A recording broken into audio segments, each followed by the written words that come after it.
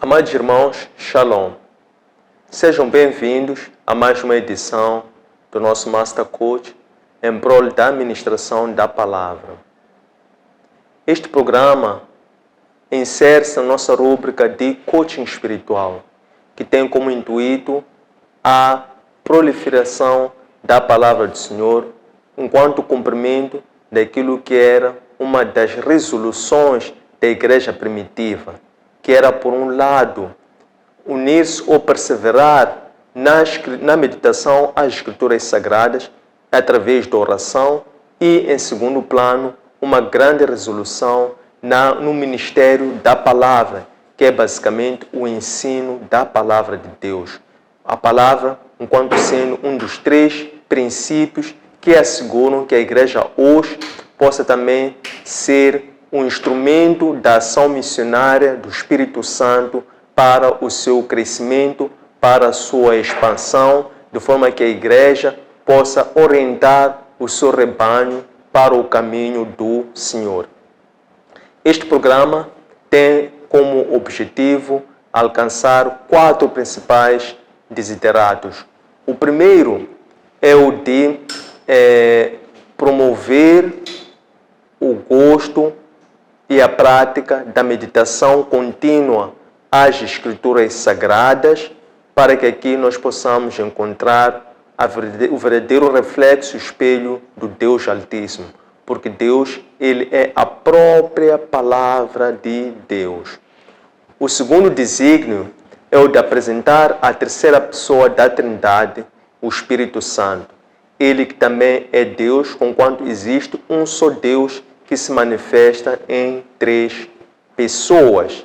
E, por intermédio do Espírito Santo, também somos exortados a buscarmos a plenitude do Espírito Santo, a buscar fazermos-nos cheios do Espírito Santo, para que, adquirindo uma fé intrépida, nós possamos também hoje alcançar o segundo princípio da ação missionária e também possamos lograr alcançar os mesmos efeitos ou impactos do ministério do Cristo, da mesma forma como a igreja primitiva operava. O terceiro objetivo é o de promover o hábito da oração contínua, orar e vigiar, para que a nossa oração possa ser a arma mais poderosa dos inofensivos, porque tendo Deus escolhido os pobres, tendo Deus escolhido os pobres em espírito, tendo Deus escolhido os sofridos, então a arma que nós temos e possuímos, que é a manifestação da nossa fé, é através da oração. Orar dia e noite, orar sem cessar, é a forma como nós podemos manter a nossa fé inabalável. E o quarto e último desiderato é o de promover a união da igreja espiritual de Cristo. Esta união é encontrada quando nós, hoje, através do amor, que é o único caminho, pois, independente dos dons, dos talentos, existe um único caminho, que é o caminho do amor. Nós sabemos que o dom superlativo de todos os dons é o amor, o que significa que a forma de hoje a igreja viver o amor é poder reiterar a comunhão com Deus Pai e Deus Filho, pois ninguém pode dizer que é cristão, ninguém pode dizer que serve a Cristo, se não confessar Jesus Cristo como sendo aquele de quem todas as coisas foram feitas, todas as coisas se orientam, todas as coisas foram para Ele também projetadas. E Ele é assim o centro de todo o nosso serviço, é o centro da nossa liturgia, é o centro da ação missionária, para que assim possamos adotar a cristocentridade. Temos como tema para o dia 2, vive e ama, tema que nós vamos estudar segundo o livro de 1 de João, capítulo 1, verso 3, até o capítulo 3, versículo número 10. Nesse nosso estudo de hoje, nós vamos subdividir em 5 partes. A primeira parte, nós vamos propriamente olhar para o amor como sendo a vontade do próprio Criador. E aqui, nesta primeira parte, nós vamos refletir basicamente em 3 palavras. A primeira palavra, que é conhecer, no sentido de conhecer a Deus. A segunda palavra, que é o amor.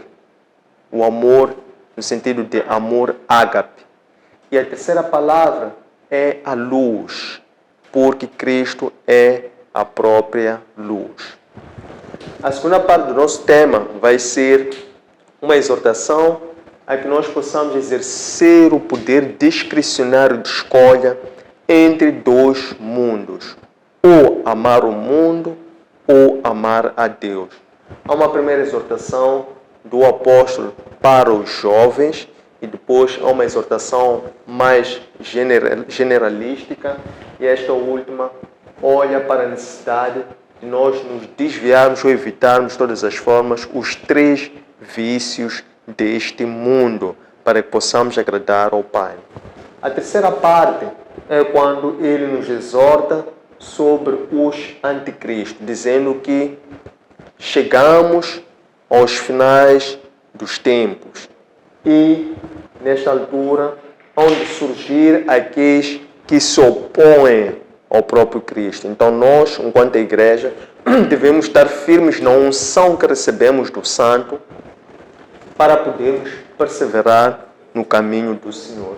A quarta parte é quando ele vai se referir à nossa justiça enquanto filhos de Deus, isto é, a alegria de nós sermos designados filhos de Deus e a responsabilidade que daí emerge como filhos de Deus, qual deve ser a nossa postura no que concerne a prática da justiça. E, por fim, o contrário, que são os filhos do diabo, são aqueles que andam na iniquidade, são os prevaricadores da lei.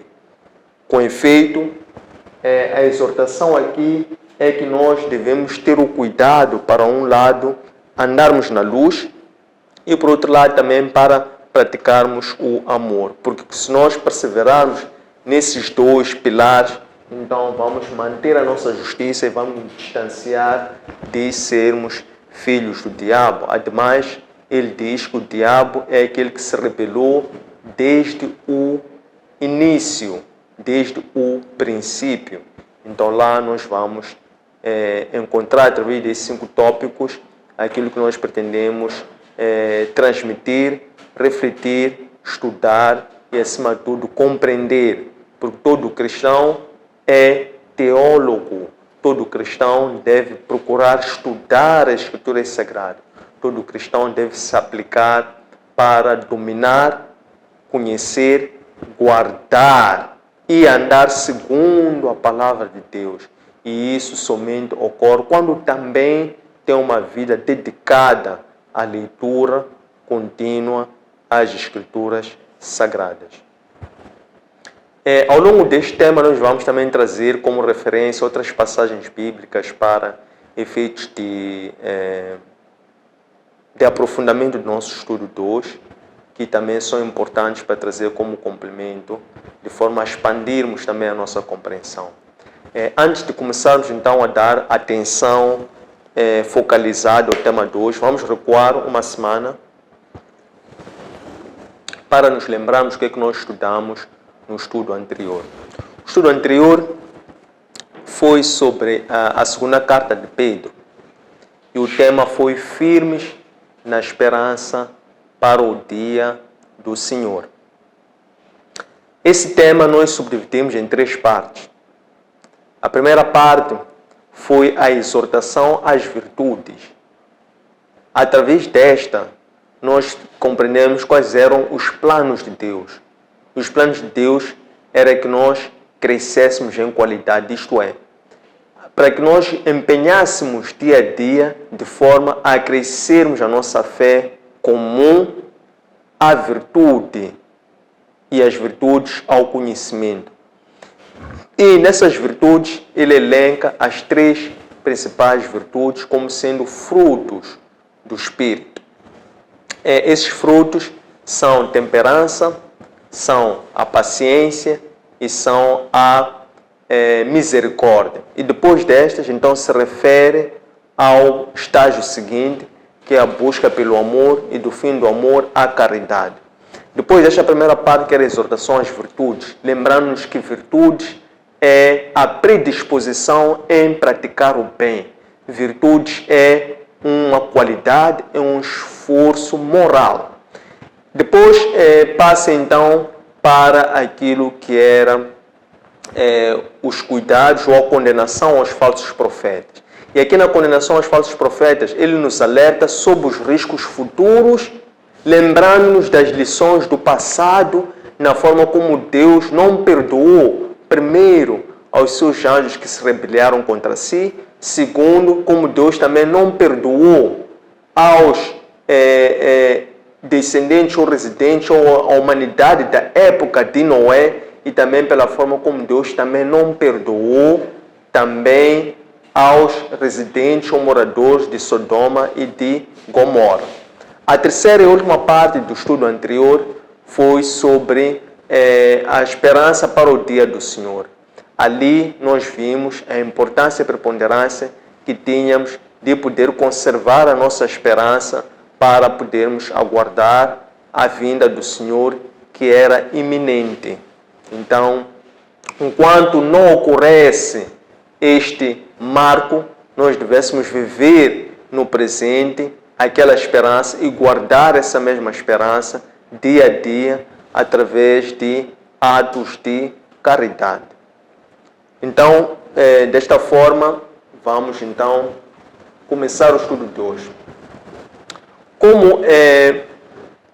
Como tem sido habitual, vamos começar pelo contexto. Por contexto, queremos perceber quem é o autor da carta, queremos perceber aonde é que essa carta foi redigida, queremos perceber quais eram os principais conteúdos desta carta e queremos também perceber qual é a importância desta carta para os cristãos no dia de hoje. E depois deste contexto, então vamos entrar para a substância ou para aquilo que é o conteúdo do tema de estudo de hoje, seguindo esta sequência dos 5 temas que nós apresentamos como sendo o esqueleto ou a estrutura do nosso estudo. Então,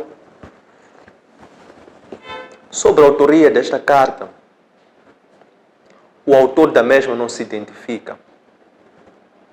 Logo, esta carta não apresenta aquela estrutura típica de uma epístola, tal como nós estávamos habituados. Isto é, a carta não apresenta um autor, a carta não apresenta uma saudação inicial, a carta não apresenta uma saudação final. Então, isso leva-nos a crer que isto não era propriamente uma carta ou uma epístola, mas era antes um tratado. Um tratado que vai ser um acordo.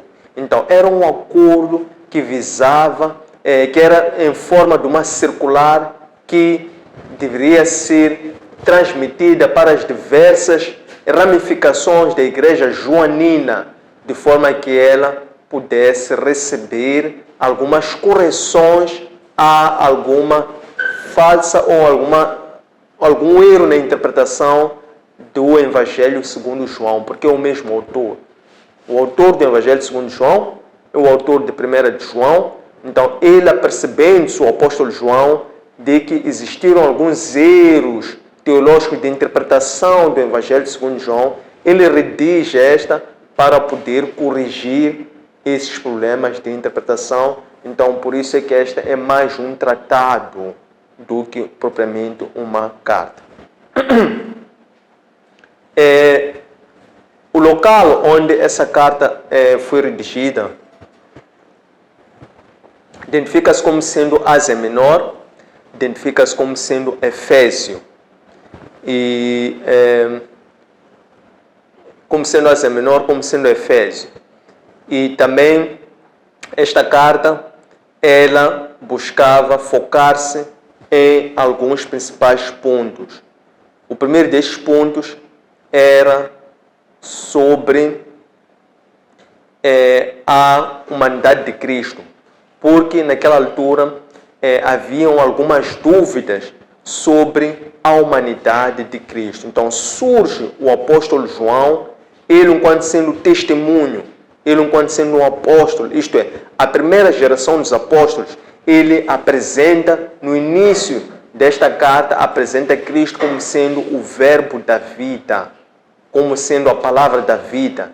Ele diz que nós vimos, nós ouvimos, nós tocamos. Então ele faz essas afirmações que lhe trazem ou que transmitem a sua autoridade apostólica por intermédio do testemunho e também das credenciais que ele apresenta por intermédio desses verbos e também da forma como ele faz a apresentação de Cristo através desta mesma carta, deste mesmo tratado, para corrigir esta dúvida que existia sobre a humanidade de Cristo. Uma outra ênfase que esta carta dá é sobre a vida. E ele designa a vida como sendo o maior dom de Deus à humanidade. E essa vida ele reflete como sendo o espelho ou reflexo do amor de Deus para com a humanidade.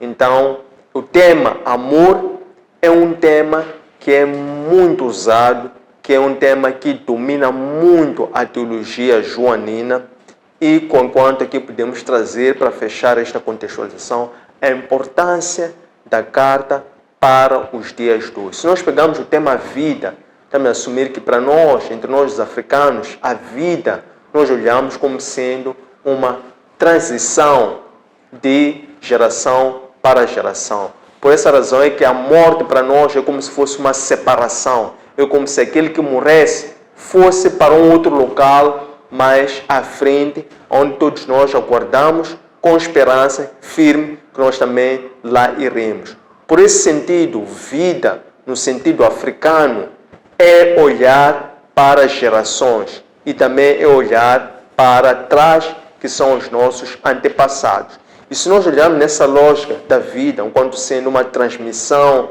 desta esperança de geração para geração, nós encontramos que nesta cadeia tem Cristo como sendo o nosso proto-antepassado. Então, ele, enquanto sendo o verbo da vida, ele preexistia antes da própria vida, antes da criação do homem. Então, ele já lá existia. Então, significa que ele é propriamente o nosso proto-antepassado. Este aqui é o valor teológico fundamental para a igreja nos dias de hoje. Então, vamos agora entrar para o estudo já de uma forma mais focalizada. O primeiro tema, amor, fazer a vontade de Deus. É interessante nós vermos o discurso que o apóstolo João usa nesta carta. Ele escreve na primeira pessoa do plural, uma forma de convidar aquele a quem se dirige esta carta a poder pensar no coletivo. Ele não se distancia daqueles a quem dirige esta carta.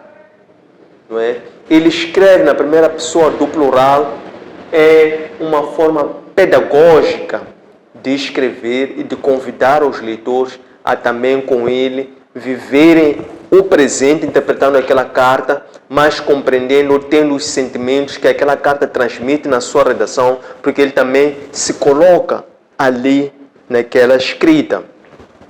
E ele começa por dizer que nós conhecemos. É importante notar que a palavra conhecer, ou o verbo conhecer, na carta de João aparece 25 vezes. Ele diz, nós conhecemos a Deus pela forma como nós guardamos os seus mandamentos. E isso remete-nos ao Evangelho segundo João, capítulo 14, versículo número 15, onde Cristo diz que se amais a mim, então guardais os meus mandamentos. E ele precisamente também diz, nós conhecemos a Deus se nós guardarmos os seus mandamentos. E se nós guardarmos os seus mandamentos, então aí vai se manifestar o amor perfeito de Deus em nós. Então, aqui a questão do amor, a palavra amor também ocorre 18 vezes nesta carta. E é a carta em todas as cartas do Novo Testamento que aparece a palavra amor mais vezes. Depois, continua, expande dizendo que se nós então nutrimos esse amor e guardamos os seus mandamentos, então nós vamos andar como Cristo andou. Agora, isso nos remete a perceber como é que Cristo andou. Então, Cristo, ele era a luz. Ele se distanciava das trevas. Com efeito, se nós devemos caminhar como Cristo andou, isto é, devemos caminhar na luz. Então, ele diz que quem anda na luz não pode odiar a seu irmão. Porque quem odeia a seu irmão, esse ainda não é convertido. Consequentemente, corre o risco de tropeçar, porque anda nas cegas. A palavra tropeçar aqui também pode nos trazer como um paralelo para a vossa maior compreensão e aprofundamento a carta aos Romanos, capítulo 14, versículo número 13, aonde o apóstolo Paulo, ele diz que a nossa solicitude, nós devemos ser solícitos para com aqueles que têm a fé mais fraca, de forma que nós não possamos causar tropeço a esses irmãos que têm a fé mais fraca. Como? Dando sempre um bom testemunho. Então, se nós tivermos a possibilidade de, ainda que seja algo, não é? De fazer uma ação, ainda que seja uma ação que não seja ilícita, mas se for uma ação que pode prejudicar a fé dos outros que estão ali na nossa presença, é preferível não fazer, para não causar divisão, para não resfriar a fé daqueles que têm a fé mais fraca, uma fé imatura. Então, este é o que nós podemos trazer como um outro paralelo para aprofundarmos a compreensão do tropeço da palavra, tropeço que é apresentada aqui na primeira parte. Depois, entramos para a segunda parte, onde o apóstolo exorta-nos a escolher entre dois mundos. Ele começa por dizer, escrevo-lhes. No sentido de que esta carta, ele começa a nomear a quem é que ele destina essa carta. Ele diz, escrevo-lhes, filhinhos, que é uma forma carinhosa de tratar, a dizer, porque vocês receberam o Pai. Escrevo-lhes aos pais, que são os adultos. Quando ele diz filhinhos, está-se a referir quer aos pais, quer aos filhos, mas é tratar com carinho, porque ele, enquanto um apóstolo, ele é um pai espiritual. Então, quer sejam os pais, quer sejam os filhos, para ele essa forma de carinho, são para ele filhinhos. Ele diz, escrevo-lhes filhinhos, porque vós conheceis o Pai. Depois ele diz, escrevo-lhes pais, porque vocês conheceram a origem destas coisas, isto é, conheceram o Deus que operou desde o início. São os pais que são os adultos. Depois ele diz, escrevo-lhes jovens, que é a terceira categoria que ele elenca neste endereçamento desta escritura. Ele diz, escrevo-lhes jovens, porque vós sois fortes. Porque vós receberam a palavra de Deus. E tendo recebido a palavra de Deus pela vossa fortaleza, então vocês devem conservar essa mesma palavra. Aqui nós podemos desenvolver ou digerir melhor O que é que o apóstolo Paulo quis dizer? O que é que o apóstolo João quis dizer? Esta carta, por ter sido escrita depois do Evangelho segundo João, significa que o apóstolo João, quando escreve essa carta, ele já estava numa idade avançada. E ele estava preocupado com a sustentabilidade da igreja, com a continuidade da missão da igreja por parte dos outros que iriam vir após ele, que eram mais novos que ele, naturalmente. Por essa razão, ele demonstrava uma preocupação com os mais jovens. E ele dizia assim: jovens, vocês, por serem jovens, devem ter cuidado com aquilo que são as facilidades que o mundo oferece, com as tentações que o mundo oferece, com aquilo que o diabo, que opera neste mundo, que é o príncipe deste mundo, ele traz como aliciantes para os jovens, através dos vícios, através das drogas, através das más companhias, e tudo isso contamina, ou isso tudo põe em risco aquilo que é o futuro desses mesmos jovens. Por quê? Porque eles vão ficar com a sua consciência manchada. De contrário, ele diz que vocês jovens devem se aplicar em fazer-se cheios do Espírito Santo, cheios da Palavra de Deus, para que vocês possam converter o vosso vigor físico em vigor espiritual e assim possam dar continuidade à missão da igreja. É a atenção que o apóstolo João dirige para os jovens, jovens que serão os líderes do futuro, mas que ele, naquele momento presente, por ter essa compreensão sobre os riscos que os jovens correm, ele dirige essas palavras com muita assertividade, diretamente para os jovens, elucidando-os daquilo que eram os perigos que eles corriam. Porque, do contrário, tem o oposto, que é o Satanás, que busca a todo custo arrastar os jovens para o caminho da perdição, comprometendo o futuro desses mesmos jovens. Se compromete o futuro desses mesmos jovens, há de comprometer o futuro da igreja. Por isso é que o apóstolo João dirige essas palavras para alertar e despertar os mais jovens. Depois, o apóstolo João, ele fala sobre dois mundos. Ele diz assim, que se vós amais o mundo, então vocês não podem agradar a Deus.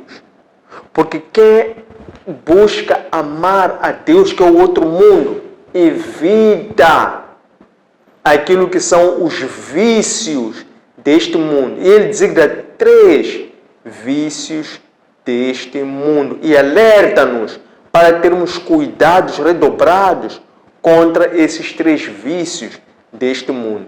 E o primeiro desses vícios que ele apresenta é a concupiscência da carne. A concupiscência da carne são as paixões pelos desejos das coisas que este mundo oferece. O segundo vício deste mundo que ele alerta para que nós devemos ter cuidado é aquilo que se designa de concupiscência dos olhos, que representa toda a cobiça que nós temos quando os olhos observam algo alheio e desejam inesperadamente por esse algo alheio. Então, esse vício do mundo também devemos ter cuidado. O terceiro vício deste mundo que o apóstolo João faz menção é aquilo que ele chama de exibicionismo. Ele diz que devemos ter cuidado para não nos deixarmos enredar pelo materialismo, isto é, buscar a vanglória, buscar elogios e buscar, acima de tudo, demonstrar superioridade, porque, na verdade, somos pequenos por dentro e, por isso, buscamos poder nos sentir significativos e podemos receber vanglórias das pessoas deste mesmo mundo. Depois desta parte, então, ele entra para os anticristo. Aqui nos anticristo, a palavra anticristo somente, mas somente aparece no Evangelho de João. Na primeira carta de João, somente aparece aqui. Aparece 3 vezes na primeira de João, aparece uma vez na segunda de João e não aparece em nenhum outro livro no Novo Testamento. Então, ele diz assim: vocês ouviram falar do anticristo. Então, tende cuidado, porque esse anticristo já chegou. Como? Ele diz que esse anticristo já chegou, porque vocês hoje já se vê muitos a levantarem-se dentro da igreja. Ele começa por dizer que esses anticristo, que significa anticristo, significa aquele que se opõe a Cristo, esses surgiram ou foram levantados dentro da igreja, não vêm de fora, vêm de dentro da igreja. Só que ele diz o seguinte: mas se eles vêm de dentro da igreja, significa que eles nunca foram dos nossos. Porque se eles fossem dos nossos, eles não teriam se rebeliado contra nós. Significa que estavam ali disfarçados. Eram ali como vasos dissimulados, que tinham afinal outra pretensão ou outra finalidade. Mas vós que não são anticristo, ele diz assim: vós recebeis uma unção do santo. O que é essa unção do santo? É o revestimento do poder, é o batismo do Espírito Santo. E ele se refere a essa unção do santo, lembrando-nos aqui também do Evangelho segundo Mateus, capítulo 3, versículos 13 até 17, aonde o profeta João Batista, ele anuncia Cristo. Primeiramente, ele, quando está batizado no Jordão, ele diz que eu batizo-vos com as águas, mas virá outro que irá vos batizar pelo Espírito Santo e pelo fogo. De seguida aparece Cristo. E Cristo, aproximando-se, João Batista hesitou e recusou batizar a Cristo. Mas Cristo convence-o, alegando a justiça. Nesse sentido, quando Cristo submete àquele ato de Eucaristia, recebendo o batismo através de João Batista, então ali há a confirmação porque a descida do Espírito Santo, diz que o Espírito Santo desceu e repousou sobre Cristo. Aquilo representava o batismo pelo Espírito Santo. E o batismo pelo Espírito Santo foi sobrenatural, porque há uma pomba que vem do alto e desce e repousa sobre Cristo. Então, esta é a unção do santo que o apóstolo João agora diz relativamente a vós, dizendo: vocês que não são anticristo, vocês receberam a unção do santo. O que é essa unção do santo? Nós estamos aqui a referir que é o batismo pelo Espírito Santo. O batismo pelo Espírito Santo é uma unção que vai ser um revestimento do poder que vai nos dar a capacidade da guia, a orientação para que nós possamos peregrinar pelo caminho da luz. Como? Pelo nosso mérito? Não. Pelo nosso entendimento? Também não. Pela nossa força? Muito menos. Mas somente pela graça do Espírito Santo. E essa graça, que é o batismo pelo Espírito Santo, ela, enquanto sendo uma unção, ela vai nos guiar ou conduzir por toda a verdade, através do quê? Do ensino, de uma admoestação, de um aperfeiçoamento, não é? De uma mestria, de um discipulado. Então, o Espírito Santo é o mestre do ensino e ele vai nos ensinar a cada dia a tornarmos-nos essa criatura cada vez melhor, que pode compreender os desígnios e os planos do Senhor e assim possamos a todo custo evitar o anticristo. E depois ele dá pistas, elucidando-nos como é que esse anticristo se manifesta. E ele diz que o anticristo, por ter um espírito arrogante, ele não se identifica através de Cristo, porque ele não tem comunhão com Cristo, consequentemente não tem comunhão com Deus Pai. Porque nós somente podemos ter comunhão com Deus Pai por via de Cristo. Ele que é o caminho, a verdade e a vida.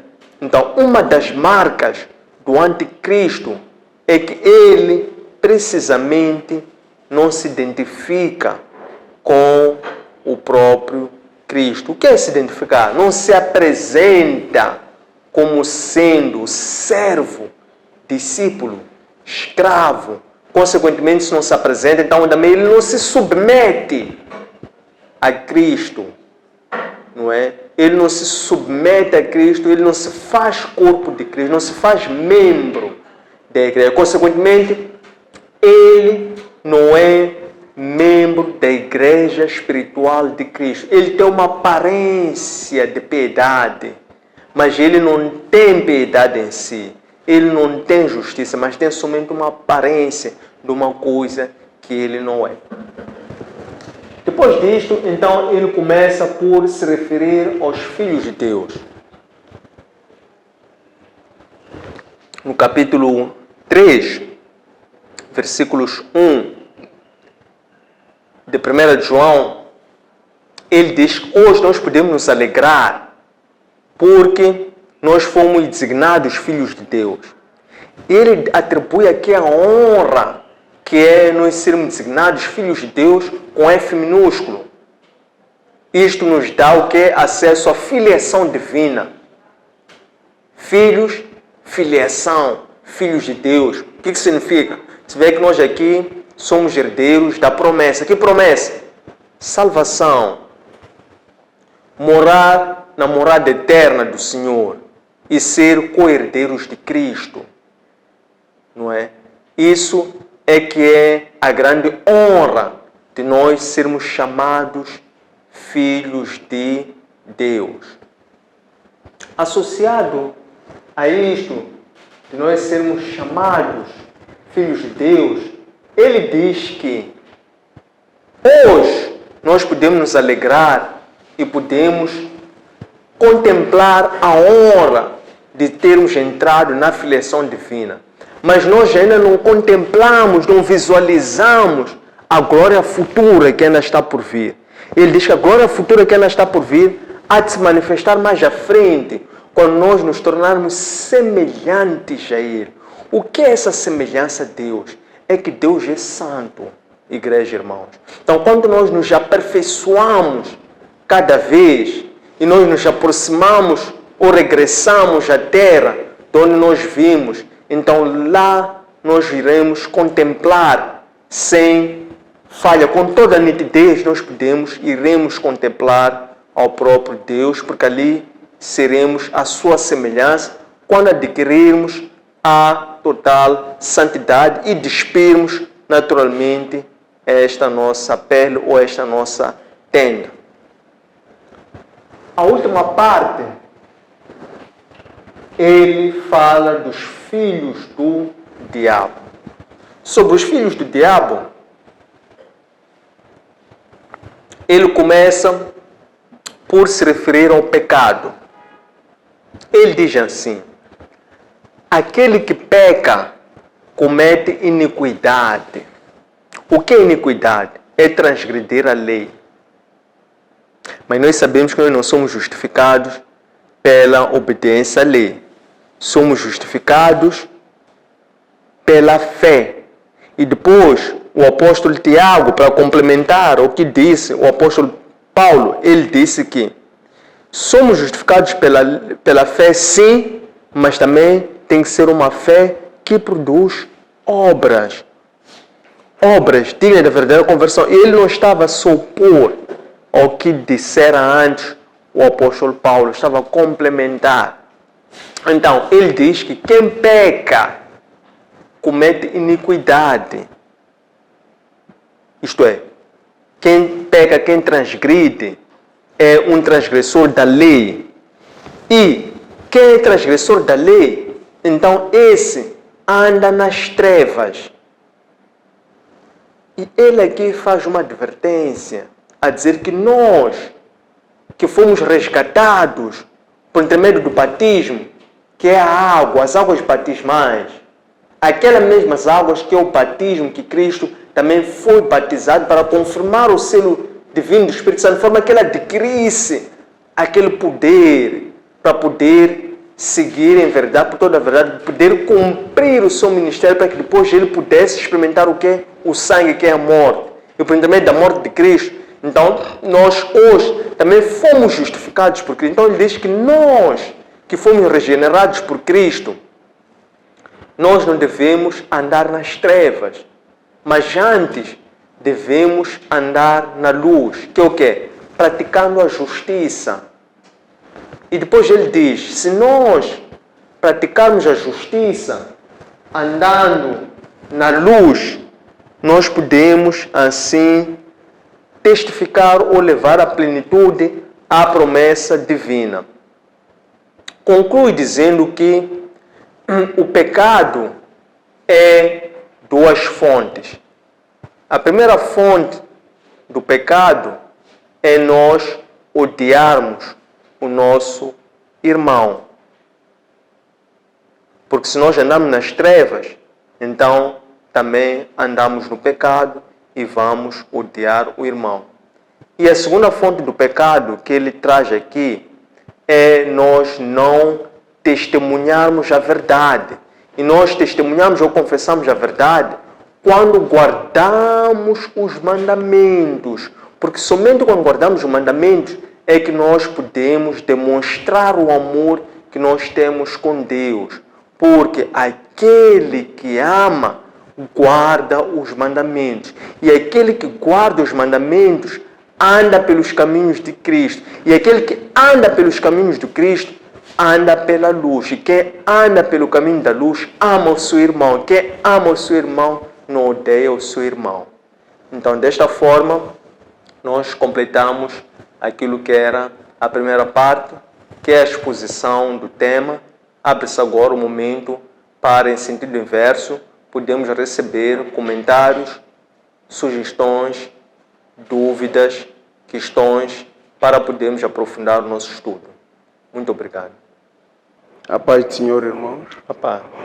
Primeiro, agradecer a Deus pela oportunidade de estar aqui presente para ouvir e aprender com a sua palavra. Tenho cá comigo 4 questões e dessas questões algumas me serão um pouco complicado ter de expor tal e qual eu desejaria, mas são dúvidas na qual carrego comigo e outras concernem ao estudo e a palavra de Deus. A primeira questão seria, se calhar antes de expor a questão, gostaria de argumentar para se calhar ver se consigo expor a questão de acordo com a dúvida. No Velho Testamento encontramos um Deus um pouco mais severo, um pouco mais rígido, um pouco mais duro nas suas decisões, tendo como exemplo, por exemplo, o dilúvio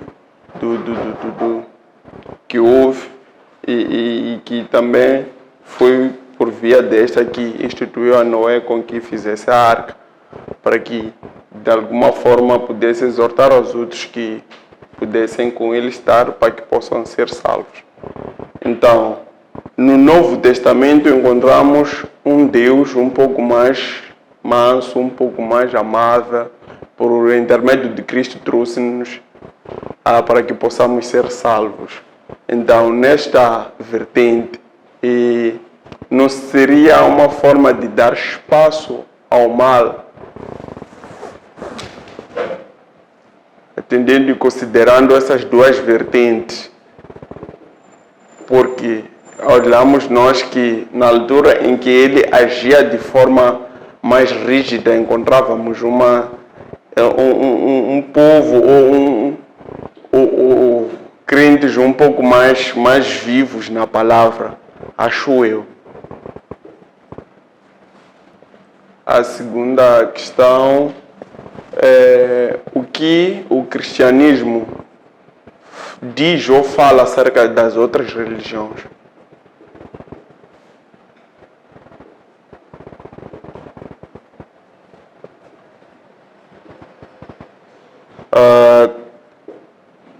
A questão a seguir é acerca do batismo. Por que dá-se mais nas igrejas?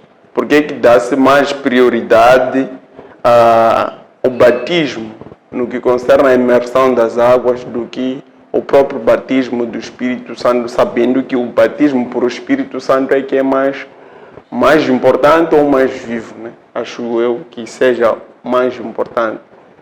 Pois encontramos crentes que são imersos nas águas no que concerne ao batismo, mas também continuam levando uma vida um pouco desagradável naquilo que é comunhão com Cristo, nesse caso. E a quarta e última questão concerne a herdar o reino dos céus. Geralmente diz-se que é mais fácil um pobre, humilde, herdar o reino em detrimento de um rico. Mas nós estaríamos aqui numa situação em que, por exemplo, falando de mim, poderia me ser receoso ser rico e dentre várias questões me ser receoso porque teria receio de herdar o reino e teria receio cá no mundo de ser rico.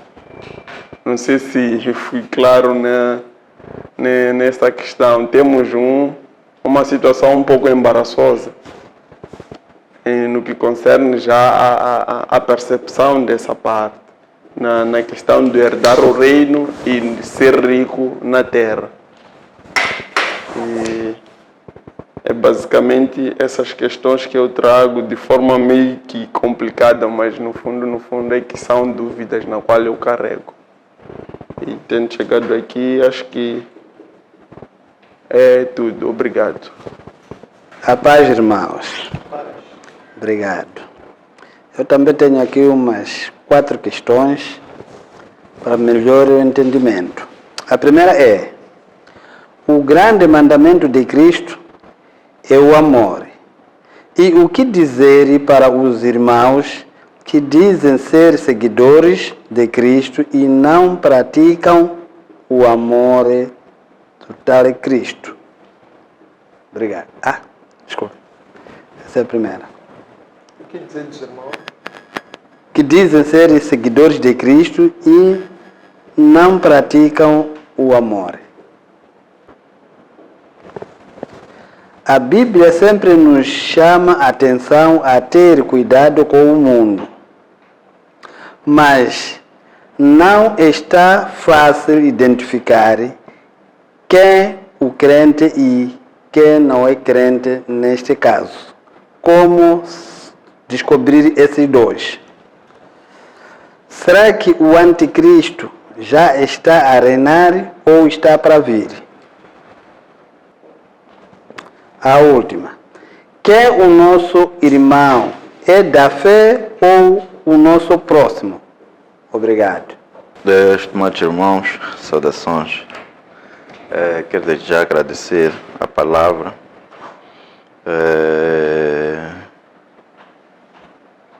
Que tem como forte aquilo que Cristo nos ensinou, que é amar o próximo.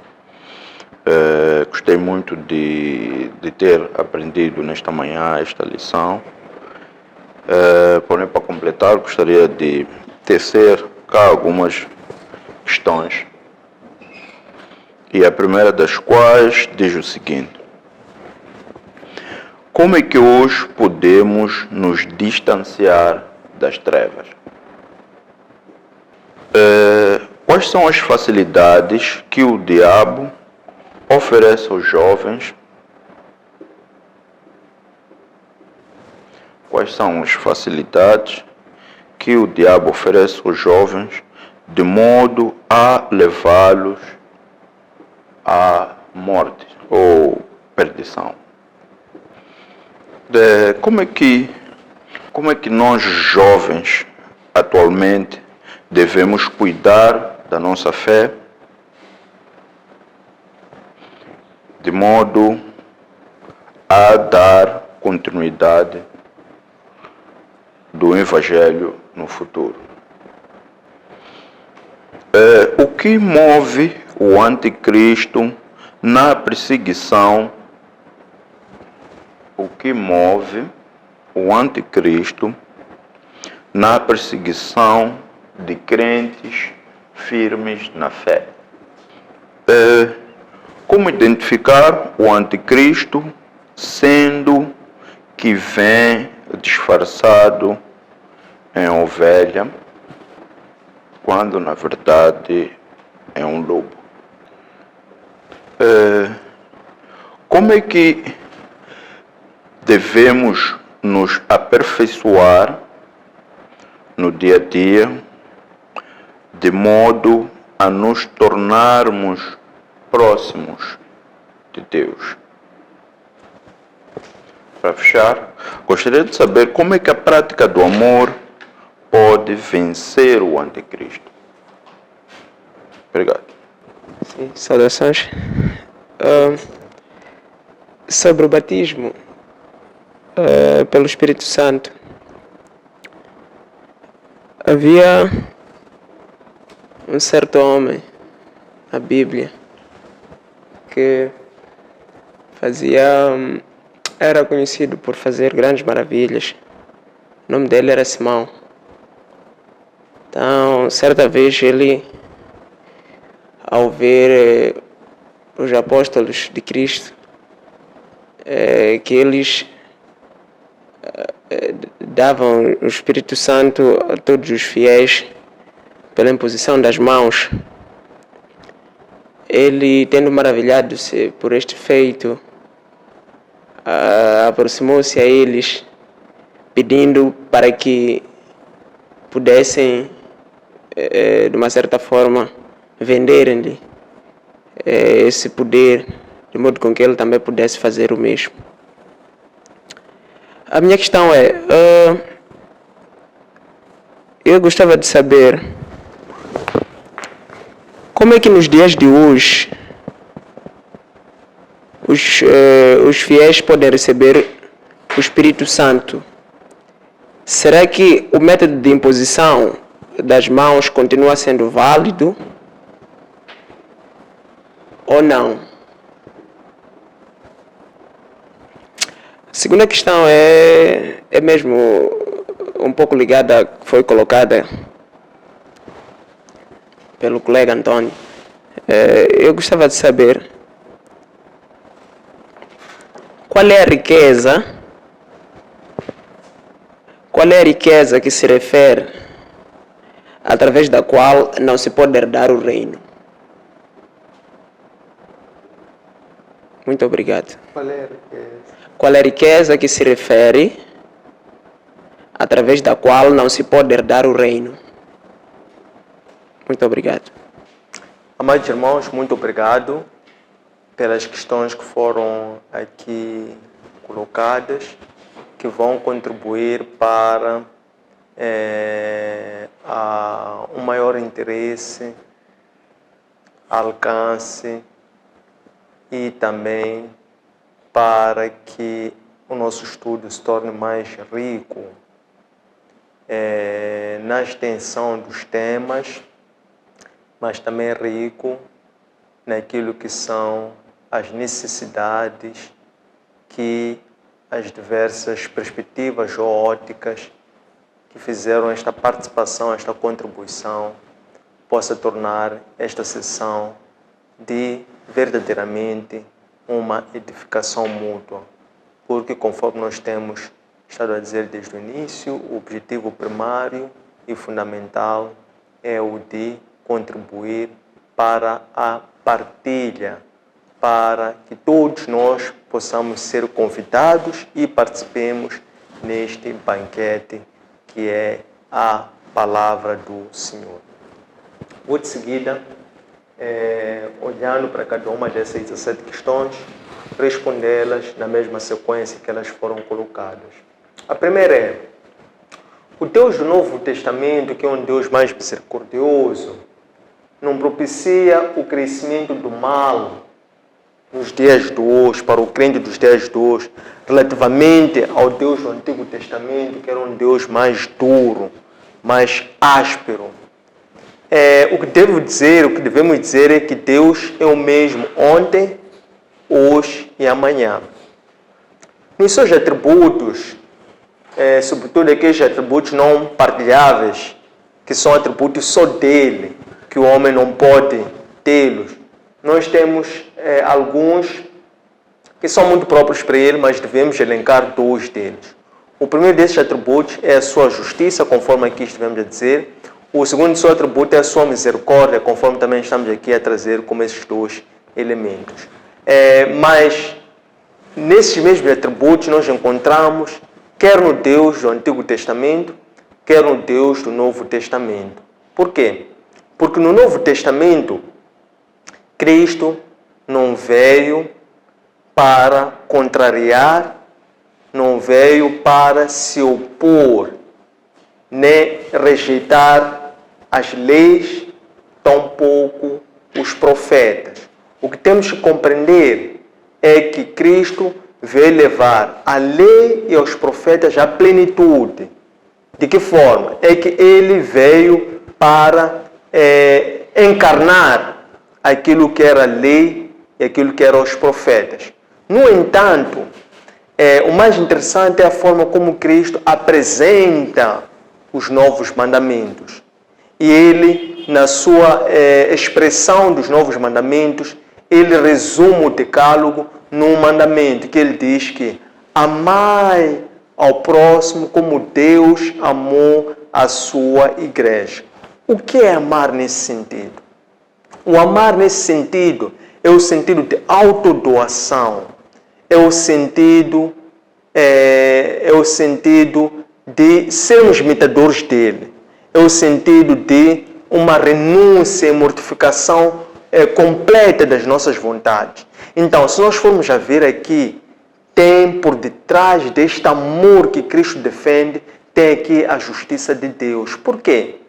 Porque se ele diz que o maior mandamento é o amor e que nós devemos amar ao próximo, então nós percebemos que amar custa.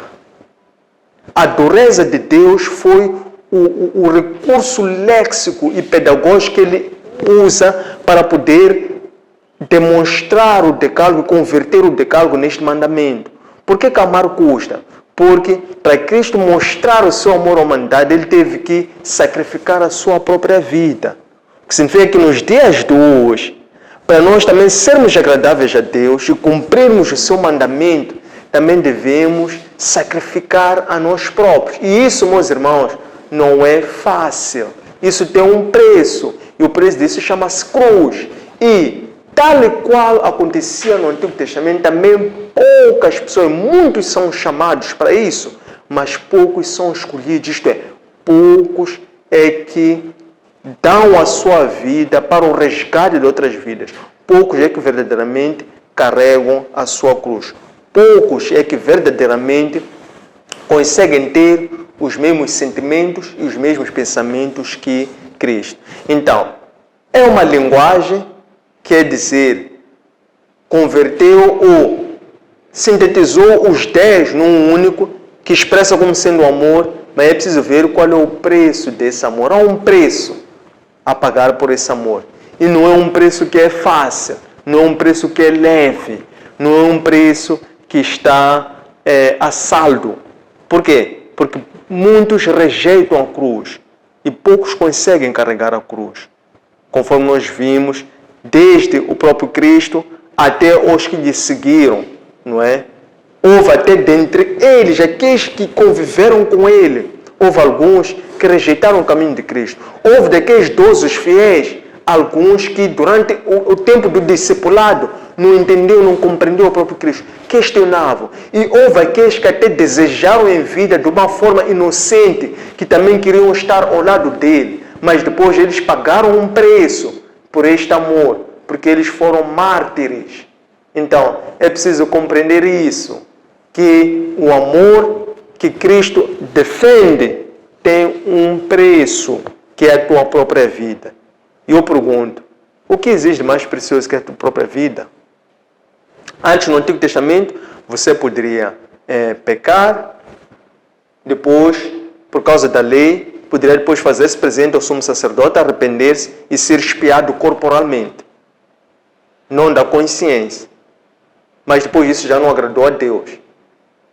De tal forma que Deus enviou o seu Filho, para que o seu Filho fosse ser o sacrifício e depois também ele fosse ser o quê? Fosse ser também um Salvador, o sacrifício e o sacerdote. Então, significa que para ele se tornar sacerdote, hoje, ele teve que primeiro ser um sacrifício, teve que ser um servo sofredor. Então, hoje, para nós podermos ser praticantes e sermos aptos, tornar-nos misericordiosos, para estarmos adstritos à luz do Novo Testamento, também há um preço a pagar, que é um preço muito alto. Número 2. O que é que o cristianismo diz ou fala das outras religiões? O cristianismo, da forma como ela veio a ser apregoada, até quando falamos de cristianismo, isso nos remete a cristãos. Então, cristãos são aqueles que apareceram como sendo seguidores de Cristo. E eles começaram a aparecer na igreja de Antioquia, pela primeira vez foram chamados de cristãos. E aquilo era usado como um termo pejorativo, porque Cristo já havia sido martirizado, havia sido morto. Então começou uma perseguição à igreja. Então começaram a chamar de cristãos aqueles que estavam a seguir os caminhos de Cristo. O que acontece é que, se nós formos a ver, aqueles que estavam a perseguir o caminho de Cristo, aqueles eram missionários. Quem funde, quem cria a igreja, no sentido de religião, não a igreja, perdão, a religião, ou quem torna a igreja um tentáculo, quem torna um tabernáculo religioso, é o homem. Deus não concebeu o tabernáculo como sendo um local de religião. Por isso é que Cristo, quando veio, ele destruiu aquele tabernáculo terrestre. Ele veio inaugurar um tabernáculo celestial, que é uma igreja espiritual. Conquanto o cristianismo, ele não se refere às outras religiões. O cristianismo somente fala daquilo que é a verdadeira adoração e chama a atenção, tal como diz no Antigo Testamento, para nós confessarmos ou nós sermos bons e verdadeiros adoradores, que é não fazer dupla adoração. Porque a dupla adoração, ou adorar Deus e adorar a coisas, ou adorar Deus e adorar deuses, isso não agrada a Deus. Isso é heresia e isso tem uma condenação, tal como estava descrita na lei, que é a mesma condenação que também está reservada a hoje aqueles que adoram dois deuses. Quando se adora dois deuses, então, consequentemente, está-se a rejeitar o Deus, porque não é possível agradar a Deus e agradar a Mamon em simultâneo. Ou agrada a Deus ou agrada as trevas, tal como o apóstolo João muito bem aqui faz a distinção entre o que é ser filho de Deus e o que é ser filho do diabo, porque ele diz que o filho do diabo é aquele que peca, e quem peca comete transgressão à lei. Mas ele diz que, de contrário, quem é filho de Deus não peca.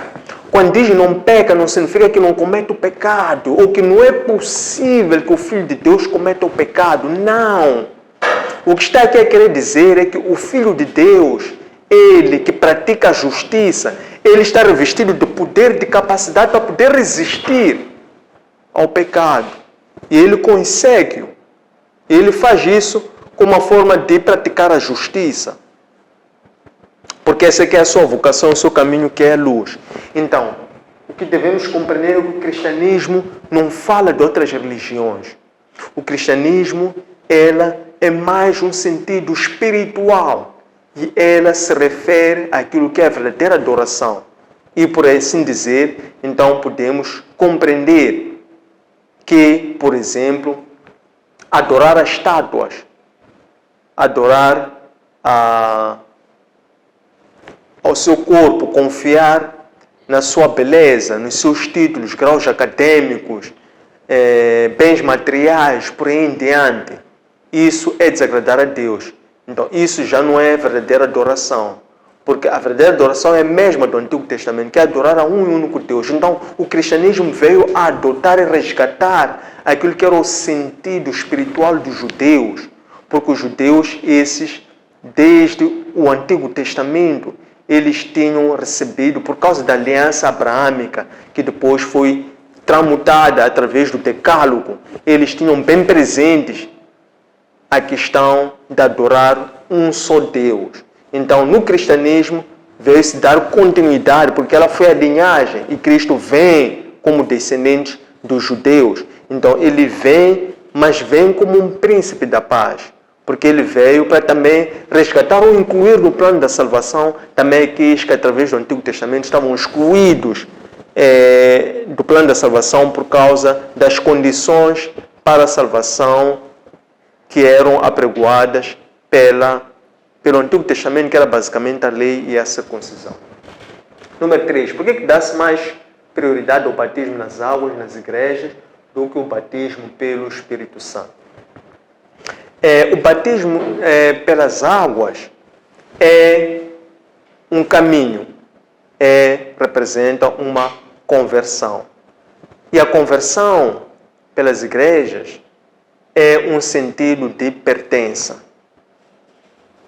Assim, através do batismo pelas águas, aquele convertido passa a fazer parte de uma comunidade. E essa comunidade, dentro dessa igreja, deve passar a respeitar aquilo que são os ritos, as práticas, a liturgia que é defendida por aquela igreja, que aquela igreja defende uma certa fé específica.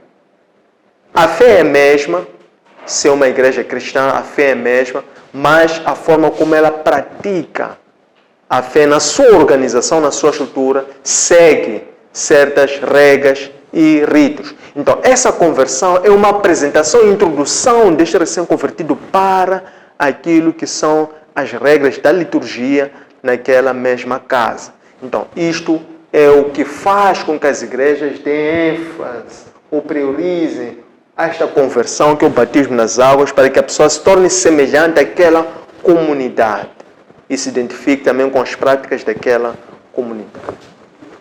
Número 4. Será que Deus concede a promessa do reino aos pobres? Não será receoso se tornar rico com o risco de perder a salvação? Ou melhor, a questão é, dado que Deus concede a promessa do reino aos pobres, não seria receoso ou arriscado se tornar rico para perder assim a salvação? É uma questão também muito boa, muito interessante, nós aprofundarmos sobre a questão da pobreza que aqui se refere. O apóstolo Pedro, ele diz que o pobre deve se gloriar da sua humildade. Então, aqui ele já traz um elemento para poder caracterizar essa pobreza, que é a humildade. Um dos evangelhos diz que Deus esconde a virtude da humildade aos doutores, aos grandes, e revela-os aos pequeninos, para que eles possam conhecer a sua face. E, igualmente, das 10 bem-aventuranças, lá em Mateus 5, versículo número 3, fala da bem-aventurança aos pobres, porque eles herdarão o reino. Mas aqui é necessário perceber que ele se refere aos pobres de espírito, o que remete mais uma vez à humildade. Então, se por outro lado também o apóstolo Pedro, quando diz que os pobres devem se gloriar da sua humildade, os ricos... Os pobres devem se gloriar da sua exaltação, na sua exaltação, e aos ricos somente lhes reserva a sua humildade. Então, a exaltação dos pobres encontra aqui paralelo com a pobreza de espírito, porque do mesmo modo que os ricos, eles somente podem se gloriar da sua humilhação, da sua humildade. Isto é, aos ricos, a única condição para eles poderem herdar o reino é eles, ainda que sejam ricos, se fazerem humildes e poderem se humilhar diante de Deus, que é aquela predisposição de servir mesmo sendo rico, quando Deus então se dirige ao jovem rico e diz: então se tu queres vir após mim, então vende tudo o que tens e dê aos pobres. O que entra a questão aqui? Partilhar, doar-se, prestar-se a quem mais precisa. Não confiar, não se apegar, não querer acumular para si. Esse é o grande risco que o rico tem. Por isso é que a palavra de Deus escondeu a virtude da humildade. Então o grande desafio que o rico tem é, ainda que seja rico, é ele tornar-se humilde. Tornar-se de espírito humilde e também apto a partilhar, para não ser como aquele jovem rico, quando Cristo disse que vende tudo o que tens e doa aos pobres. Ele ficou triste. Então, esse é que é o sentido que pode não nos deixar receosos, para ainda que sejamos materialmente ricos. Mas eu devo também aqui dizer que a riqueza a qual se propala no reino dos céus, a riqueza é muito para além da riqueza material. Porque tudo bem, nós podemos colocar aqui a questão da riqueza, da pobreza, olhando para o lado material, mas eu insisto em olharmos para o lado espiritual. Quer por um lado da pobreza, falava-se pobre de espírito, quer por um lado da riqueza, e a riqueza que se promete, a riqueza que se fala na Bíblia, é a riqueza espiritual, sobretudo no Novo Testamento.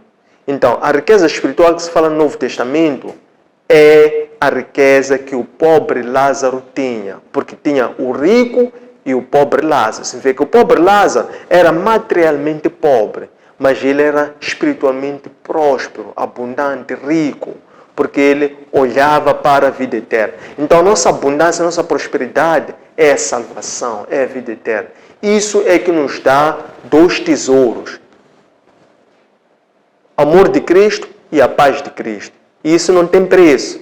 Não existem condições financeiras que comprem o amor e a paz. Quem tem amor e a paz de Cristo, esse verdadeiramente é próspero. Não é? Porque aquele jovem rico era materialmente rico, mas era espiritualmente miserável, pobre, espiritualmente falando. E ele confirmou isso quando ele morre. Ele viu o quão rico o Lázaro era. E ele se arrependeu. Mas já era tarde, porque ele até sempre deu mais uma oportunidade. E não lhe deram essa oportunidade, porque não poderia ter mais essa oportunidade. Você vê que ele também arrastou os próprios filhos, porque ele já estava lá a pensar nos filhos. Eu não dei bom testemunho, não dei bom exemplo, não dei boa educação aos meus filhos. Primeiro eu já estou nessa condenação, tudo bem. Mas primeiro salvar os meus filhos.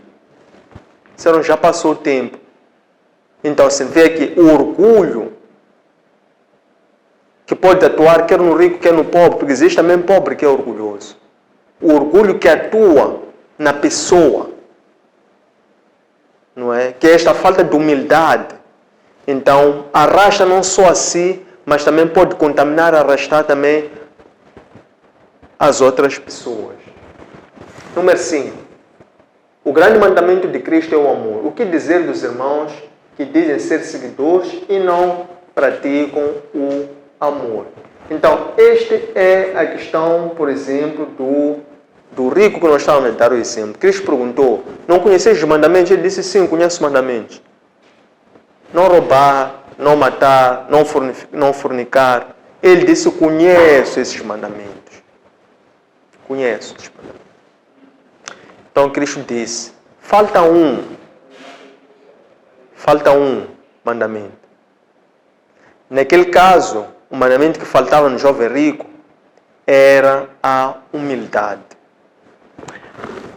Essa humildade é o que nos dá a predisposição de nós nos colocarmos iguais e inferiores aos outros. Isso aqui é a humildade. A humildade é nós olharmos para o outro e vermos o outro igual a nós próprios. Então, Quando a pessoa não tem humildade, ela não faz o quê? Não ama. Não ama. Porque quem é humilde, tem uma vida de partilha com os outros. Não tem dificuldade em fazer o bem ao próximo. Porque amar o que é? É ter virtude, é ter aptidão e predisposição em fazer o bem ao próximo. Então, quem é humilde tem essa predisposição em fazer o bem ao próximo. Ele pratica todos os dias, toda hora, todo momento o bem ao próximo. Consequentemente, os irmãos que não praticam o amor, então esses rejeitam a Cristo. Significa que estes não são verdadeiros convertidos. São aparentes convertidos, são convertidos por fora, que até podem ser batizados pelas águas, como dissemos, mas que ainda não foram batizados pelo Espírito Santo. Não estão purificados por dentro, estão purificados por fora. Número 6. Como descobrir o verdadeiro do falso convertido na base das coisas deste mundo? Os vícios deste mundo que o apóstolo João apresenta são a concupiscência da carne, que são as paixões deste mundo.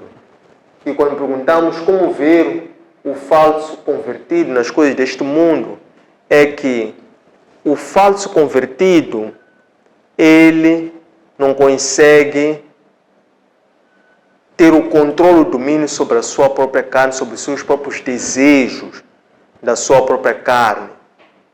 Porque em algum momento o Espírito pode te dizer: jejue, dobre o joelho, não coma isto, não coma chips, não coma hambúrguer, não coma qualquer coisa, seja junk food.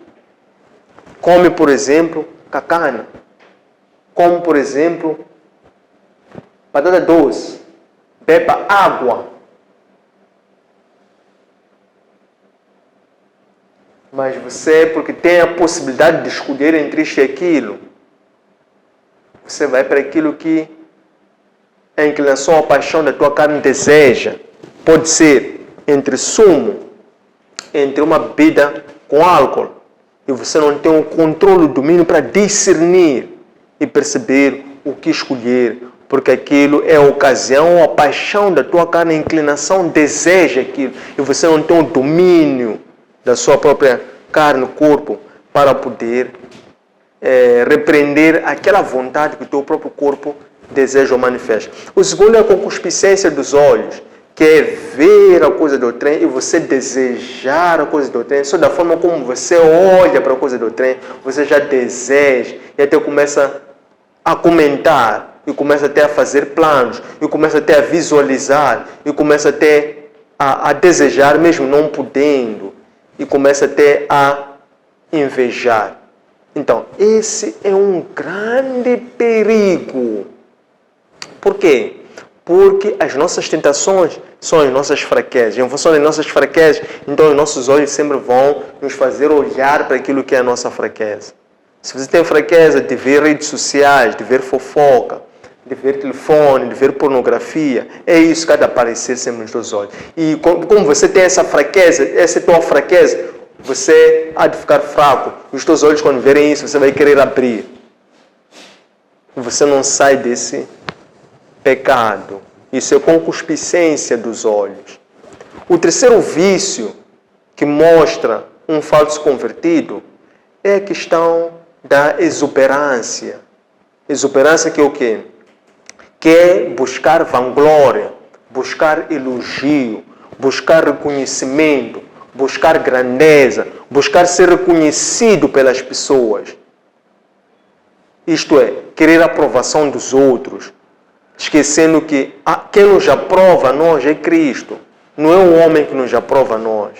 Então, se nós temos a justificação do Senhor, então a graça de Deus nos basta. Se a graça de Deus nos basta, nós não vamos procurar bens materiais para trazê-los, posições, fotografias, viagem para aqui e para ali, isto e aquilo, para podermos ter a aprovação de outras pessoas, para as outras pessoas poderem nos elogiar ou de alguma forma as outras pessoas poderem gostar de nós ou não. Nós simplesmente vivemos e nos contentamos com aquilo que é a nossa condição, a nossa vida, e não deixamos-nos embebedecer, isto é, não nos deixamos contaminar pelo vinho deste mundo, que é buscar essa contaminação, o efeito do consumo do vinho deste mundo, que são os bens materiais, a boa vida, porque a boa vida, para além de viciar, ela também faz com que nós tenhamos um apego a essas mesmas coisas. O apego a essas mesmas coisas é o que cria distanciamento a Deus. Isto é, nós devemos viver desapegados e priorizar sempre a comunhão com Deus. Isso é que nos permite, como verdadeiros convertidos, podermos nos posicionar em face aos vícios deste mundo. Número 7. Será que o anticristo já está a reinar ou está para vir? O anticristo já está no meio de nós. O anticristo é aquele que se opõe a Cristo. E aquele que se opõe a Cristo começou lá, quando Cristo emergiu e começou a manifestar, quando começou com o seu ministério terreno. Até antes de Cristo nascer, já estava lá o anticristo, que era o Herodes. Já estava lá. Porque Herodes, quando os magos estavam a seguir aquela estrela, a dizer que onde vai nascer o rei, ele que era um anticristo, porque ele sabia que se era o rei, ele queria reinar eternamente. Então ele estava preocupado em saber onde é que está esta criança, disse aos magos.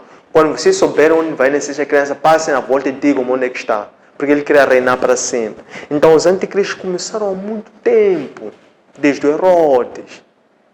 Depois quando Cristo começa o seu ministério terreno, ele começa a operar milagres, começa a curar cegos, começa a curar deficientes físicos. Ele começa a fazer isto e aquilo. Os outros que eram religiosos, eles começaram a ver que o povo haveria de voltar-se para Cristo e iria dar as costas a eles.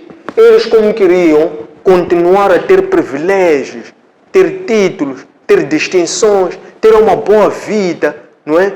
E terem os primeiros lugares, não é? Em todo lugar onde fossem reconhecidos, queriam um privilégio, ficaram a ficar contrariados com aquilo que era o reconhecimento do poder de Deus que se operava pelo Cristo. Então ali também começa já a crescer o movimento do anticristo e encontra a sua plenitude quando eles decidem em Sinédrio que deveriam também tirar a vida ao próprio Cristo, não é? E como? Através de uma manipulação, através de um julgamento de espetáculo, através de uma mentira, não é? E assim por diante foi crescendo esse movimento de anticristo, que são aqueles que depois, com a expansão da igreja, mas tudo aquilo foi propositado por Deus, foi aquilo que fazia plano de salvação de Deus.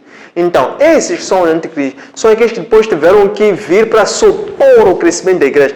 É interessante notar que aqui a questão dos anticristos, daqueles que são aqueles que foram levantados, porque ele diz que esses vieram dentro da igreja, vieram de dentro de nós, mas nunca foram dos nossos, porque se fossem dos nossos, não teriam agido contra nós. Você vê que o quê? São esses que depois, membros do Sinédrio, esses começam depois a procurar abater aqueles que começaram a testemunhar a Cristo. E o primeiro mártir foi precisamente Estevão. Mas o que acontece? Precisamente com a morte de Estevão, os apóstolos começam a se dispersar. E quando eles se dispersam, aquilo foi condição necessária para a expansão do Evangelho. para fora de Jerusalém, tal como assim era a promessa e a profecia do próprio Evangelho, por intermédio da comissão que o Senhor dá em forma de missão aos seus apóstolos. Número 8. Quem é o nosso irmão? É da fé ou o nosso próximo? É o nosso próximo, não é a fé. Estamos a falar de odiar ao nosso irmão, estamos a falar de odiar ao nosso próximo. Número 9. Como é que hoje podemos nos distanciar das trevas? Nós podemos nos distanciar das trevas praticando a justiça, isto é, andando na luz. Número 10. Quais são as facilidades que o diabo oferece aos jovens de modo a levá-los à perdição? Nos dias de hoje, o mundo oferece muitas facilidades aos jovens, que é acesso aos parques de diversão, os bonecos animados, os filmes, a internet, os cinemas, os passeios, e depois, no meio disso tudo, há muitas coisas, fantasias, não é? Cores, comércio à volta, não é? E depois também a ação do próprio anticristo, porque ele vê que o jovem tem o quê? Tem força, tem energia, tem audácia, tem todo um futuro pela frente. E ele vê o jovem como sendo uma arma de destruição maciça. Então ele quer a todo custo lançar ou colocar uma semente do mal no próprio jovem, para que o jovem possa ser um vetor que vai comprometer o seu próprio futuro e o futuro também de toda uma nação. Por quê? Porque o jovem depois vai ter família. Então, se ele não tem virtudes, então ele vai começar a contaminar a sua própria família, esposa, filhos. Estamos a falar do quê? De comunidades, bairros, famílias como um todo, mais de uma família nuclear, não é? Então, o que os jovens, ou as atividades que os jovens devem cuidar, ou melhor, as facilidades que o diabo oferece aos jovens de modo a levá-los à perdição são essas facilidades, não é? Então, os jovens devem ser mentoreados para eles converterem a sua energia, força, vitalidade, esperança, saúde, em converterem numa vitalidade espiritual, de vitalidade física para uma vitalidade espiritual. E eles assim vão ser grandes vetores de propagação do Evangelho, difusão do Evangelho. Número 10. Não, número 11. Como é que os jovens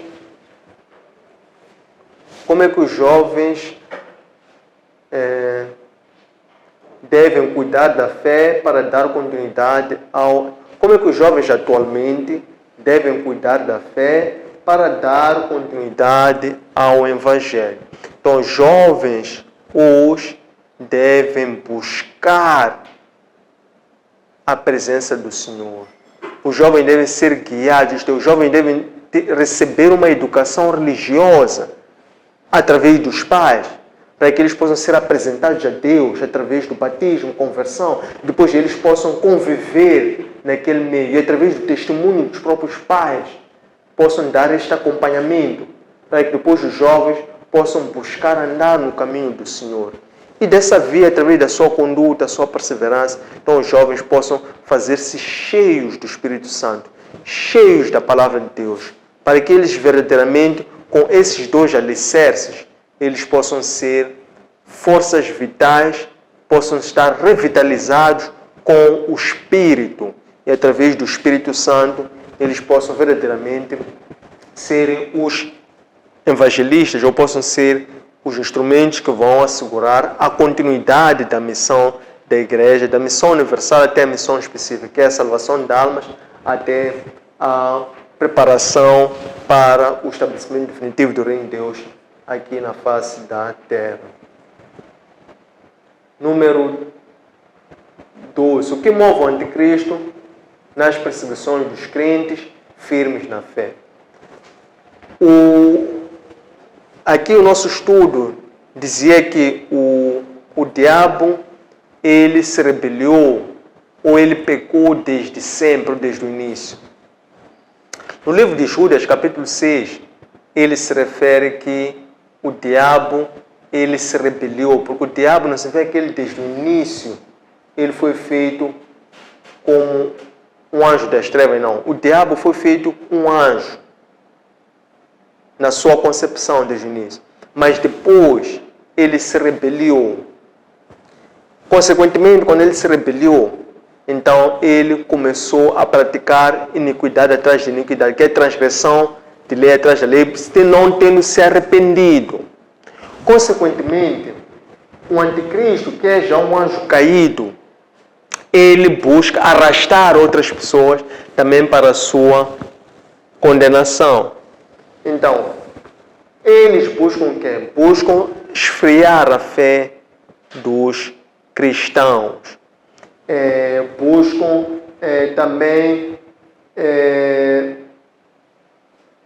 também fazer com que os cristãos se desviem da verdadeira adoração, para que eles possam também cair, tal como eles também caíram, e eles também fazem com que os cristãos possam também permanecer no caminho das trevas. Ora, aqui tem um grande perigo, segundo o livro de Hebreus, capítulo 10, versículo número 12, que é o cuidado que o cristão convertido deve ter em não regredir para depois voltar para as trevas, porque aí a sua condenação é pior, tal como nós vimos também em livro de Provérbios, capítulo 47, versículo 10, que fala sobre o cão que volta para o seu vômito. Então aqui são os grandes riscos, perigos e precauções que os cristãos convertidos devem ter. Número 3. Como identificar o anticristo sendo que vem disfarçado em ovelha, quando na verdade é um lobo? Então, o anticristo, ele é identificado pelas suas obras. O anticristo, ele não é observado, como bem diz, é disfarçado. Então, ele é um lobo disfarçado em ovelha. Consequentemente, ele deve ser observado. Por isso é que nós devemos orar e vigiar. Então, quando nós vigiamos, nós podemos, na convivência entre trigo e o joio, com o andar do tempo, com a maturação, aqueles que verdadeiros são filhos da luz, eles vão se revelar. Aqueles que são filhos da treva, esses vão se revelar. Como? Através dos frutos, dos atos e de todo o seu proceder. Muito mais do que das suas palavras. Então, nós às vezes temos muita pressa, precipitamos-nos em concluir. Nós já não temos paciência de observar, não temos tolerância e queremos tirar conclusões precipitadas na base das aparências. Então, ele já se apercebeu dessa tática, por isso é que ele se disfarça. Então, se você é uma pessoa que corre para julgar pelas aparências, vai ter sérias dificuldades em poder identificar quem é o anticristo. Então, é preciso nós olharmos os seus atos, os seus frutos, as suas obras e o seu proceder, mais do que aquilo que somente ele fala. Isso leva algum tempo, mas também leva do nosso lado uma maior compreensão e domínio das coisas de Deus. E como o apóstolo João também nos diz, é que o anticristo, ele não confessa de uma forma muito mais rápida, direta, é que ele não se identifica com Cristo, ele não confessa a Cristo. Por quê? Porque ele não tem comunhão com Cristo, consequentemente ele não tem comunhão com Deus Pai. Por quê? Porque o único caminho para nós termos comunhão com Deus é por via da comunhão com Cristo. Então, esse também é um dos elementos que no estudo de hoje é trazido para podermos compreender como identificar o anticristo. Número 14. Como é que devemos nos aperfeiçoar no dia a dia, de modo a nos tornarmos próximos de Deus? Então, no dia a dia, nós nos aperfeiçoamos através da obediência à palavra de Deus. A obediência à palavra de Deus é nós, primeiramente, buscarmos compreender a palavra de Deus, não compreender a letra, mas compreender o espírito por detrás da letra. Isto é, devemos nos buscar primeiro pedir pela sabedoria do Espírito Santo para nos ajudar a compreender as Escrituras Sagradas. Ninguém pode compreender as Escrituras Sagradas indo assim friamente, secamente para a Bíblia e ler a Bíblia. A Bíblia não se lê. A Bíblia reflete-se, a Bíblia medita-se. E quando a pessoa tiver dificuldades de interpretar a Bíblia, aproxima-se alguém que tenha este dom, tenha essa consagração, essa capacidade de lhe explicar, para lhe ajudar gradualmente a aprender a abrir os seus olhos espirituais, a sua compreensão, bem como a abrir a sua mente para aprender a ler a Bíblia. E depois devemos sempre pedir por sabedoria. Então, quando nós pedimos pela sabedoria, então o Espírito Santo nos capacita a, primeiramente, entender a palavra de Deus.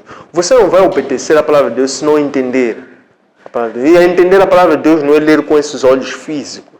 Então, primeiro, pedir por sabedoria, fazer-se cheio do Espírito, consultar a Bíblia sobre guia e inspiração do Espírito Santo, compreender o Espírito por detrás da palavra para depois poder obedecer. E essa obediência vai ser o aperfeiçoamento contínuo que a própria palavra me diz, que nós vamos compreendendo o Espírito por detrás da palavra. Então ela começa a nos converter gradualmente. Nós começamos a mudar, a aperfeiçoar e começamos a obedecer a palavra de Deus. Então este é um processo sincronizado, sequenciado, conforme nós estamos aqui a ver. Número 15. Como é que a prática do amor pode vencer o anticristo? O apóstolo Pedro diz que a prática do amor vence a imensidão do pecado. O que quer dizer? Que quem pratica o amor, e para praticar o amor precisa ter humildade, e para ter a humildade precisa ter virtude. Então, quando nós buscamos por virtude, nós estamos a aceitar a exortação a Deus, porque se nós tivermos somente a fé, não nos basta somente ter uma fé, mas devemos aplicar-nos para buscar a virtude, que é a predisposição de fazer o bem. Então nós pegamos a nossa fé com a nossa predisposição de fazer o bem, que é a nossa virtude, então começamos a aperfeiçoar e crescemos, até alcançar o amor. É o que diz-nos o apóstolo Pedro. Então, quando nós buscamos desenvolver a virtude, e da virtude do amor, então aí já estamos a vencer o anticristo. Por quê? Porque aí estamos já a obedecer à vontade de Deus. Porque esse é o plano de Deus. O plano de Deus é nós crescermos na virtude e da virtude do amor. Então, se fizermos isso, estamos a vencer o anticristo. Mas isso é possível através do empenho diário, do empenho contínuo, de um trabalho contínuo. Número 16. Como é que nos dias de hoje os cristãos podem receber o Espírito Santo? Será que nos basta a imposição ou a imposição das mãos é válido, trazendo como exemplo o caso de Simão? Hoje nós recebemos o Espírito Santo através de uma intensa busca pelo Espírito Santo por via da obediência à palavra de Deus. Significa que o batismo pelo Espírito Santo é um batismo sobrenatural. É um selo da plenitude divina. E esse ato, o batismo pelo Espírito Santo, não é suficiente pela imposição das mãos. Nós podemos ver, por exemplo, o caso da conversão do Paulo. Paulo, ele primeiro teve que ser levado ao arrependimento por intermédio do próprio Cristo. E depois, quando Paulo é imposto as mãos por Ananias, foi primeiro Cristo que disse a Ananias, vai impor as mãos a Ananias, porque não foi da vontade de Ananias, tampouco Ananias saberia que Paulo já estava preparado para ser batizado pelo Espírito Santo. Porque até Ananias duvidou, disse, mas não é esse Paulo que persegue os cristãos? Então o próprio Cristo disse a Ananias, você vai somente impor as mãos, porque eu vou me encarregar de lhe ensinar os muitos sofrimentos pelos quais ele vai ter que passar por conta do Evangelho. Então significa que em Paulo primeiro houve um trabalho do próprio Senhor. Então, o batismo pelo Espírito Santo é uma confirmação, é um selo da plenitude divina, que é o próprio Cristo quem batiza as pessoas pelo Espírito Santo. A imposição pelas mãos não é suficiente para o batismo pelo Espírito Santo. A palavra do Senhor diz que nós hoje podemos operar os mesmos milagres, os mesmos sinais, os mesmos prodígios, como os apóstolos do Antigo Testamento. Significa que nós também hoje podemos impor a mão e batizar com o Espírito Santo. Mas é preciso perceber uma coisa. Tem que primeiro haver uma preparação prévia que ocorre de uma experiência que aquela pessoa tem com Deus, até que depois Deus comissione a nós a irmos impor as mãos, por um lado. Por outro lado, significa que o batismo pelo Espírito Santo é um resultado de uma trajetória, de uma caminhada, de uma intimidade, de uma relação com Deus, para que depois a pessoa receba este selo. E quando lá houver uma sinceridade, uma honestidade de fazer um correto uso desse mesmo Espírito. Voltando para o caso de Simão, tem o caso do Simão, que depois ele foi batizado, foi convertido pelo Espírito Santo, mas depois disse que depois Simão, houve alguém que também lá na Samaria, este viu Paulo a batizar, a operar milagres em nome de Cristo. E uns judeus, falsos cristãos, eles também começaram a querer operar os mesmos milagres em nome do Deus do Paulo. O que os fez aquele espírito, que era um mau espírito, que era o espírito da mentira que operava sobre aquela mesma pessoa, aquele mesmo judeu falso? É que aquele mesmo espírito, ele dominou, saltou, e depois ele dominou ao próprio esses falsos convertidos, e depois denunciou-os, pondo-os nu, destapando aquela mentira sobre ele. Não é? Porque ninguém pode abençoar ou amaldiçoar o nome de Cristo, a não ser pelo próprio Espírito Santo. Então, nos dias de hoje, não basta a imposição das mãos, é necessário que haja esta trajetória, esta caminhada, esta relação com o próprio Espírito Santo, para ser batizado por Deus pelo Espírito Santo. 17 e última, qual é a riqueza através da qual não se pode herdar o reino? A riqueza através da qual não se pode herdar o reino não existe. O que não impede-nos de herdar o reino é o orgulho. Mas, quer a riqueza material, quer a riqueza espiritual, ela pode permitir-nos herdar o reino, desde que, havendo uma ou outra, não percamos a virtude da humildade. E mesmo aquele que for materialmente rico, próspero, que tenha mais do que o suficiente para ele viver sozinho, se ele tiver essa abundância, essa predisposição, essa virtude, ele também pode herdar o reino. Então, a riqueza que nos impede de herdar o reino é quando nós ajuntamos tesouros aqui nesta terra. Então, isto está me a falar do quê? De acumular somente para a glória passageira aqui deste mundo. Acumular ou ajuntar tesouros para a glória deste mundo a todo custo. Por quê? Quando a pessoa busca acumular tesouros para a glória deste mundo, então começa a fazê-lo a todo custo, sem olhar meios para acumular o maior. Porque aí começa a entrar o quê? O orgulho. Mas nós nos lembramos que tivemos o caso do Mateus, não é?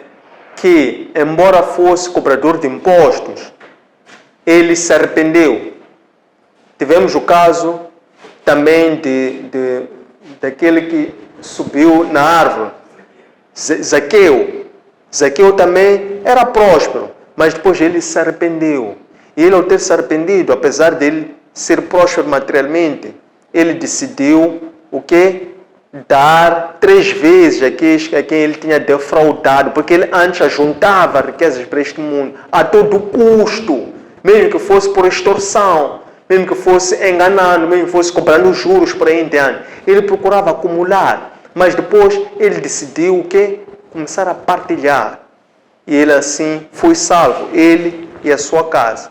Então, a riqueza que nos impede de alcançar o reino é aquela riqueza que é voltada a acumular para si, é o egoísmo, é a vanglória, é a questão da exuberância, é a questão de ajuntar tesouros aqui na terra e não ajuntar tesouros nos céus. Quem ajunta os tesouros aqui na terra, mas ao contemplar a glória do futuro, então também está a juntar no reino dos céus.